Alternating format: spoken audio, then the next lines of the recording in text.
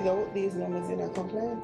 When she takes the time out to come here, she enforced that payments are done on time.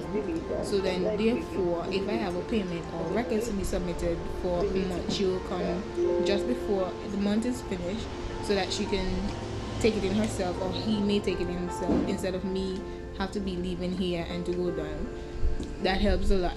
So then we stay on track when it comes to that. And for me, I see where the benefits are going and how it benefits everybody else. There are times when the employee is not sure just what part of the wage or the salary is deductible for MBS contributions, because there are some parts, like for example traveling, meal allowance, severance, that are not deductible. So those are questions that they will ask. Sometimes they even call. If they're not sure, they call and say, well, am I doing this correctly? What should I do? If a person is on sick leave, what do I do? So they can make good use of my visit by asking me all the questions that they're not sure of. And then I will guide them in the way that they need to go. Basically, my department is expected to ensure that the employers in Antigua Barbuda are compliant to the Act and Regulation of 2010-2011, Medical Benefits Act and Regulations.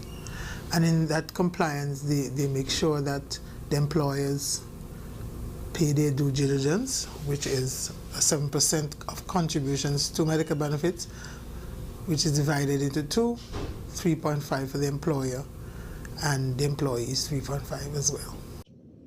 Good morning. A typical workday unfold of the inspector coming to the main office. They would have been given a work schedule for a period of time, which is a 2-week period, and they would have various employers on this work schedule, different assignments. And if an inspector is going, or invigilator is going to do an audit, for argument's sake, it would be an interaction with the employer to make certain that the contributions and the information submitted to medical benefits are on par with what is the expected thing to do. And so they will be examining the employer's record, comparing it to the records that were submitted to the organization, and verifying that the owners of business are the same, or if there are any changes to the employer's information, they too will bring it back to the office for us to update our files on the employer.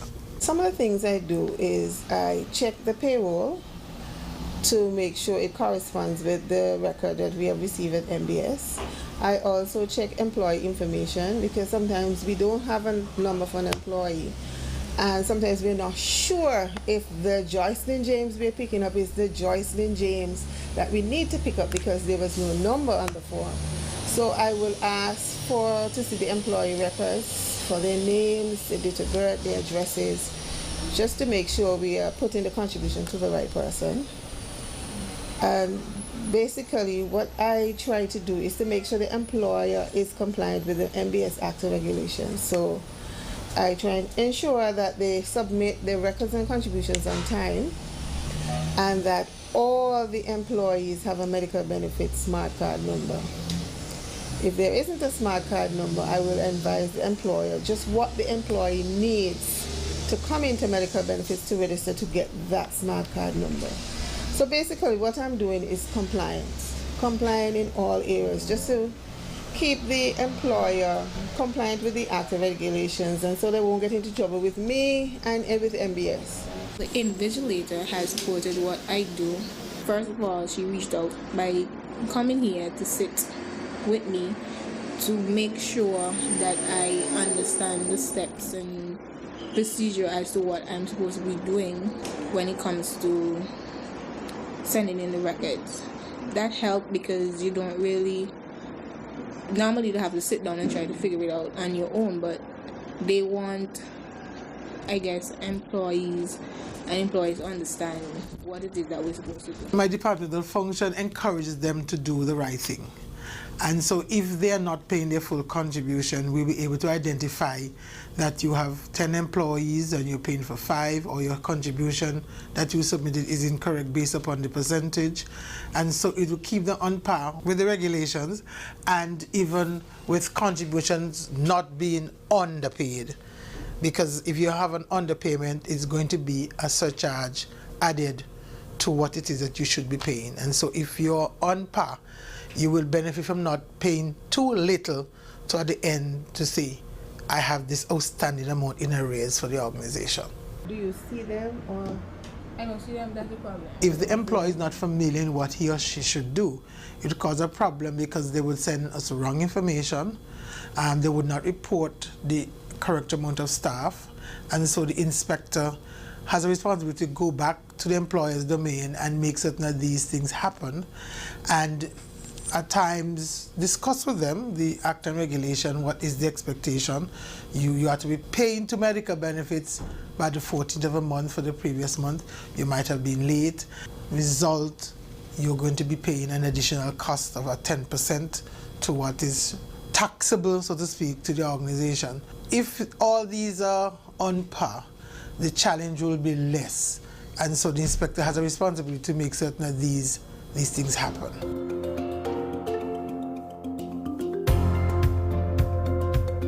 In May 2016, the Medical Benefit Scheme received $7.1 million in collections.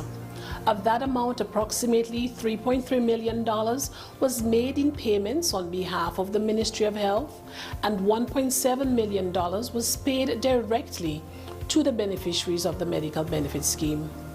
The expenditure to the Medical Benefit Scheme's beneficiaries were made up of pharmaceutical purchases totaling $1.3 million, and just over $437,000 was disbursed in financial assistance for local and overseas treatment for the beneficiaries, and in reimbursements for laboratory and diagnostic tests and doctors' consultations for the 11 diseases covered by the Medical Benefit Scheme.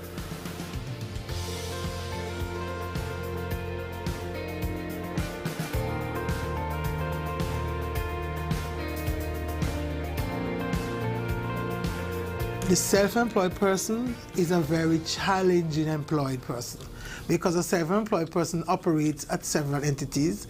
I'm my own employer, so I move around. Take for argument's sake the self-employed person who is a landscaper is not one particular area I can find him as an inspector. He's all over. So we most of the time wait until they come to the office, and then we seek to have an audience to give us some more information. How can I find you? And then we take it from there. But they are more challenging to monitor than the established employee who has a business located along the street and I know where to go along to find this person. It's an expectation that they return annually when they would have declared and registered as self-employed, have a declaration in terms of what my earnings are. They pay 5% from their earnings. And they are challenged to return annually to redeclare. So in most instances, we also hope when they return, we'll catch them to deal with some of the issues that we were dealing with before. Donations to the Ministry of Health for the period May 2016 included payments of $1.5 million to the Mount St. John's Medical Center for the hospitalization care of MBS beneficiaries, and just over $815,000 towards the Mount St. John's Medical Center building loan and purchase of equipment for the hospital. Payments of just over $4,000 was made on behalf of the Mount St. John's Medical Center for dialysis supplies. Also in May 2016, the Medical Benefit Scheme spent about $291,000 on behalf of the Ministry of Health to support the Cuban Medical Brigade. They are health professionals housed at the Mount St. John's Medical Center and in Barbuda. That amount paid for their salaries, their living accommodation, and overseas travel in May 2016.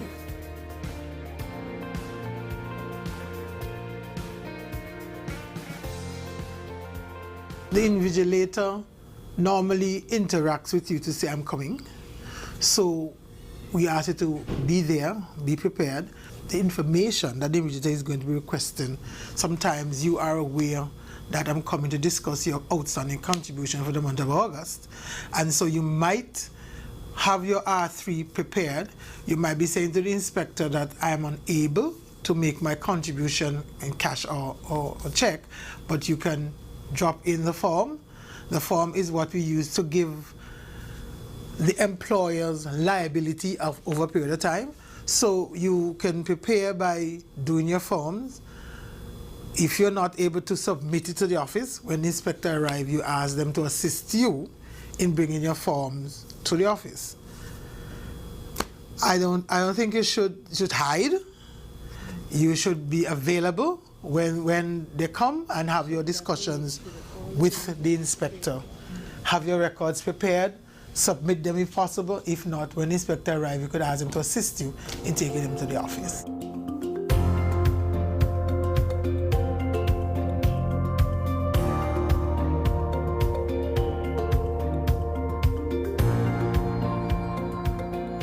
About $655,000 was expended by the medical benefit scheme to purchase pharmaceuticals for the use in the various clinics across the island and managed through the government's central medical stores.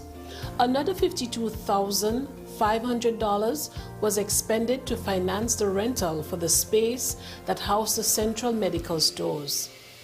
Close to $8,000 was also made in payments to secure the building that housed the central medical stores. Payments of $1,500 in rental fees for the Freetown Clinic was also made by the Medical Benefit Scheme on behalf of the Ministry of Health in May 2016. Whatever contribution that you pay to the organization is helping Antigua Barbuda to provide healthcare service for its populace.